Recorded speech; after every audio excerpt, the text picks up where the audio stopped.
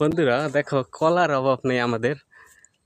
আসলে এই আমাদের এত কলা এখানে বাগান করছে আব্বাই। হ্যাঁ, এই যে দেখো, ও এটা আমাদের না, এটা অন্য গৃহস্থের। দেখো তোমাদের দেখাই আমি। দেখো এখানে কলার কোনো অভাব নেই, তুমি আসলে দেখতে পারবা। এটা একদম জলা জায়গা। আসলে কলা লাগাইতে হইলে একদম জলা জায়গায় লাগাইতে হবে, কোনো গাছ থাকা যাবে না।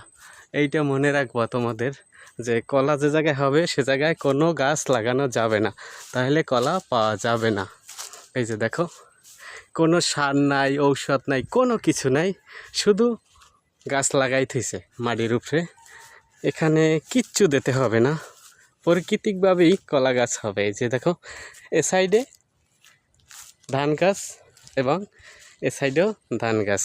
দেখো এই যে, জি আব্বা, না আমি আসতেছি এখনই। এই যে দেখো কত কলা হয়ে রয়েছে মানুষের, শুধু লাগাই থেকে গেছে গাছ, আর কিছু না। অবাক করা বিষয়। দেখো, শুধু ড্যাম লাগাইতেছে, এখন শুধু কলা নেওয়ার পালা।